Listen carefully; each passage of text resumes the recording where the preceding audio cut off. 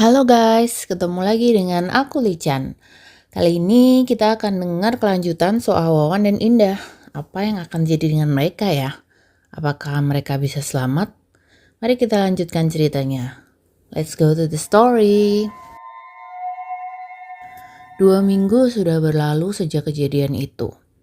Ujang sedang duduk menjaga warung sambil memikirkan tentang warung, kampung sepuh, ucapan leluhurnya, juga beberapa petunjuk yang masih buntu. Apa aku bisa menyelesaikan masalah warung ya? Pikir Ujang.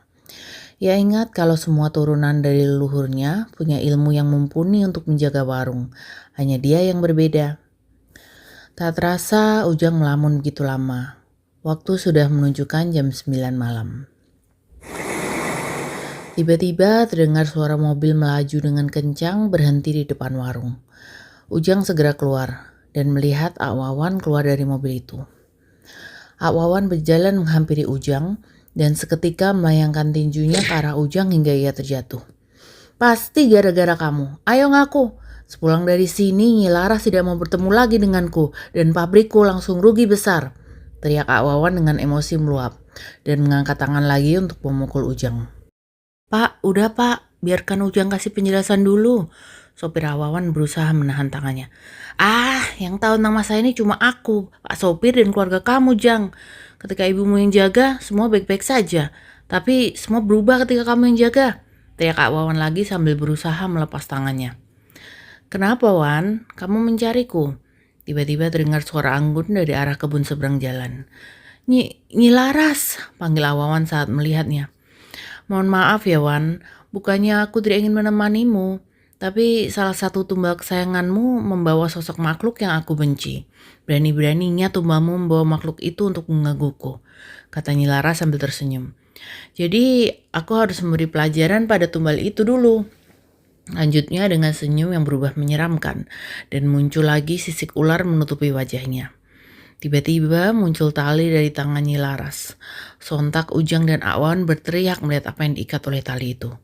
Indah! Kemudian Ak Wawan berjalan perlahan mendekati Nyi Laras. Nyi, kenapa Indah diikat seperti itu, Nyi? Ia pun mulai menangis melihat Indah terikat dengan sayatan dan tubuh lebam. Namun, duak! Tubuh Ak Wawan tiba-tiba terpental karena dihantam ekor ular hitam yang besar. Wawan, kamu adalah satu-satunya manusia yang paling banyak permintaan. Kamu kan sudah tahu ini konsekuensi dari tumbal yang jadi peliharaanku. Cuma karena persembahanmu saja adikmu jadi bebas berkeliaran tanpa ada makhluk yang mengganggu. Namun, suara Nyi Laras tiba-tiba berubah marah. Giginya mengeluarkan taring dan lidah bercabang keluar dari mulutnya. Adikmu yang bodoh ini menggangguku saat aku menggoda manusia yang tidak bisa disentuh makhluk gunung karena ada perjanjian dengan leluhurnya. Teriak Nyi Laras sambil menunjuk Ujang. Kalau aku berhasil menggodanya, makhluk gunung akan menaruh hormat padaku. Jadi, sebagai hukuman, aku akan membawa adikmu ini dan mengikatnya seperti tumbal lain. Kamu nikmati saja hari-hari terakhir dengan hartamu, karena kamu akan miskin lagi tanpa bantuanku. Nyi Laras berkata sambil mengangkat tangannya dan menghilang secara perlahan. Indah, tidak Nyi, jangan. Ak Wawan bergumam sambil mencoba mengejar Nyi Laras.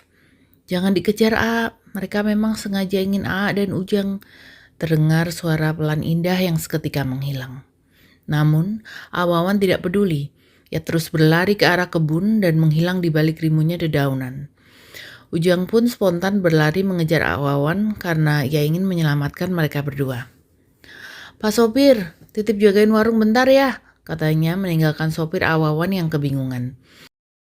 Ujang berlari menyusuri jalan setapak kebun itu yang perlahan berubah menjadi pepohonan besar di kedua sisinya. Jalanan semakin gelap, namun Ujang belum bisa menemukan keberadaan Ak Wawan. Tiba-tiba, Ujang terpeleset dan jatuh berguling-guling menabrak pohon. Seketika ia tak sadarkan diri untuk beberapa lama. Ujang perlahan-lahan sadar.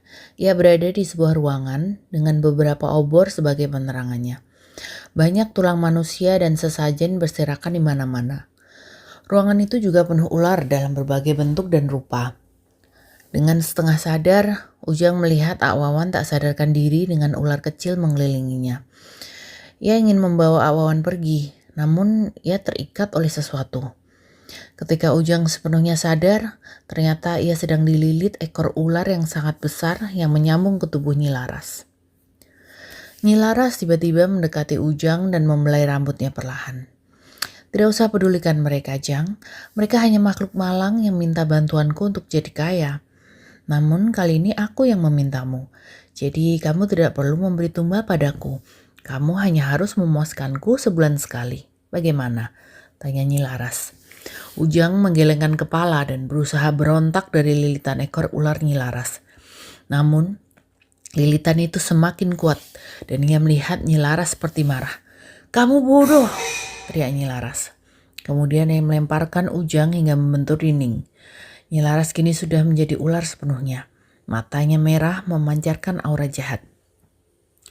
Apabila kamu tidak mau memuaskanku, lebih baik aku memakanmu. Ular itu menyerbu ke arah Ujang sambil membuka mulutnya lebar-lebar. Ujang hanya bisa menutup mata. Namun tiba-tiba, brak! Ular itu membentur dinding di sebelah Ujang. Ujang! Terdengar sebuah teriakan dengan napas rengah-engah. Seketika Ujang membuka mata dan melihat sesosok wanita berpakaian compang-camping dengan luka lebam dan sayatan di tubuhnya. Indah! Ujang terkejut melihatnya. Cepat bawa kakakku dan keluar dari sini, Jang. Aku sudah mati. Biarkan aku tinggal di sini dan menerima kemarahan Nyi Laras. Tapi tolong selamatkan kakakku. Indah mulai menitikkan air mata. Ujang sedikit ragu dengan permintaan Indah. Namun ia tidak tega melihat Indah menangis dan memohon. Ia pun segera berdiri dan mencoba menyadarkan Awawan sambil mengangkat tubuhnya dan membantunya keluar ruangan itu. Namun baru beberapa langkah Ujang berjalan, tiba-tiba, mau kemana kalian? Nyi Laras berbentuk ular itu berteriak. Ekornya langsung menghempaskan Indah hingga tersungkur di tanah. Awawan yang mulai tersadar berusaha ingin membantu Indah. Sudah, Indah sudah meninggal. Aku membawa Awawan karena permintaan Indah. Namun, plak! Tiba-tiba Awawan menampar pipi Ujang. Terima kasih untuk bantuanmu, Ujang. Aku tahu aku salah. Kamu pulanglah. Aku akan berusaha membuat makhluk itu tidak mengejarmu, kata Awawan sambil mendorong Ujang dan menghampiri Indah. Sekarang lari, Jang, teriak Awawan kemudian. Ujang mengangguk dan segera berlari sekuat tenaga keluar dari ruangan itu. Di belakangnya Ujang mendengar teriakan Awawan. Namun ia tidak bisa berbuat apa-apa dan hanya bisa menjauh. Tampak sebuah cahaya yang semakin lama semakin besar seakan membantu Ujang menemukan jalan keluar. Dan sampailah ia di sebuah ruangan berwarna putih dan terlihat seseorang berdiri di tengah ruangan itu. Semakin dekat, pandangan Ujang semakin jelas. Terlihat seseorang yang tampak sangat tua dengan jenggot panjang dan rambut yang memutih. Tubuhnya kurus kering dengan pakaian panjang berwarna putih. Ia tersenyum dan melambai seakan memanggil Ujang mendekat. Ujang sangat yakin yang ada di depannya adalah leluhurnya, Ki Wisesa, orang yang berada di foto tua yang ia dapatkan. Apa Aki adalah leluhurku, Ki Wisesa? Tanya Ujang terbata-bata. Sosok itu tersenyum kemudian menjawab, aku bukan Ki Wisesa, Jang. Aku adalah jin yang menyerupai leluhurmu. Kamu tidak perlu takut. Aku tidak akan menyakitimu. Supaya kamu lebih percaya, mungkin aku harus mengubah bentukku. Seketika ruangan putih itu menjadi gelap tanpa cahaya sama sekali. Terlihat sebuah cahaya putih membentuk suatu sosok di depan Ujang. Kemudian terdengar suara. Suara yang sering datang dan membantu Ujang saat terkena masalah. Kalau aku mewujudkan diri seperti ini, apakah kamu tahu? Ujang hanya bisa mengangguk. Set, ruangan tiba-tiba kembali terang. Dan sosok cahaya itu berubah lagi menjadi sosok Ki Wisesa. Jang, sosok yang hidup di Gunung Sepuh, semuanya adalah jin. Di masa lalu kami hidup harmonis dengan manusia. Namun sebelum leluhurmu membuat perjanjian dengan penguasa gunung, terjadi peristiwa yang mengubah jin di sana. Mereka ingin diakui lebih tinggi derajatnya dari manusia, sehingga mereka berusaha mengelabui manusia dengan ilmu yang mereka punya. Jin itu menjelaskan. Kenapa kamu memberitahuku tentang hal ini? Tanya Ujang. Aku ingin kamu waspada dengan tipu daya mereka. Dan ketika kamu tahu wujud aslinya, mereka bisa dibunuh dengan mudah. Namun tidak semua makhluk gunung menipu. Ada yang berdiam diri dan terasingkan. Salah satunya aku ini. Aku yakin kamu adalah orang yang bisa mengembalikan Gunung Sepuh ini seperti semula, Jang, jawab sosok itu. Kenapa harus aku? Aku tidak punya keilmuan apapun seperti leluhurku, kata Ujang skeptis. Sosok itu kemudian memegang tangan Ujang. Seketika seperti terlihat cahaya tipis berwarna biru yang terasa sehangat sinar mentari pagi masuk ke dalam tubuh Ujang. Jalani hidupmu seperti biasa, Jang. Aku yakin nanti ada waktunya warung yang kamu jaga terlepas dari perjanjian leluhurmu. Aku akan membantumu, Jang, kata sosok itu sambil tersenyum.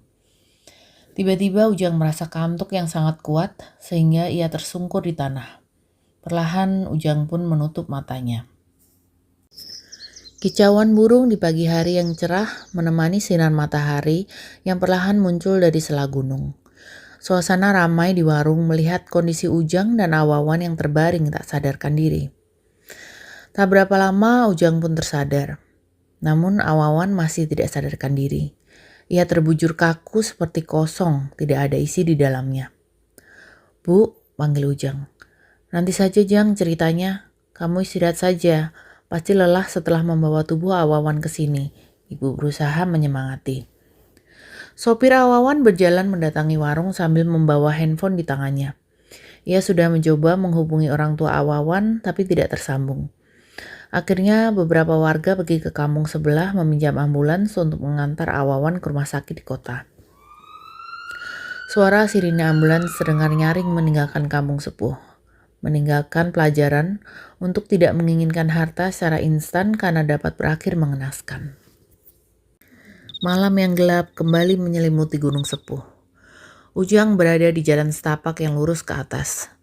Ia berjalan perlahan melewati jalan itu menuju atas gunung. Akhirnya ia sampai di sebuah lapangan luas dan terlihat beberapa orang memainkan pertunjukan gamelan. Perlahan ia melihat beberapa makhluk menyeramkan dengan berbagai bentuk dan ukuran mengelilingi rombongan tersebut. Ujang kemudian melihat dengan seksama ada 3 orang yang menghadap suatu tebing di sudut lapangan. Seseorang dengan pakaian putih di tengah, lalu lelaki dengan tubuh kekar di sebelahnya, dan seorang kakek seperti yang ada di foto. "Kivisesa!" sontak Ujang berteriak. Namun orang tersebut tidak mempedulikannya. Ujang pun berlari mendekati mereka sambil terus memanggil. Ketika langkahnya sudah semakin dekat, tiba-tiba semua menjadi gelap.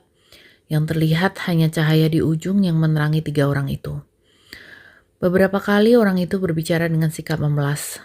Terjadi perdebatan di antara mereka. Ujang tidak mengerti apa yang mereka bicarakan, namun seketika, crak! Sebuah kuku yang panjang dan besar menusuk orang di tengah hingga tersungkur di tanah.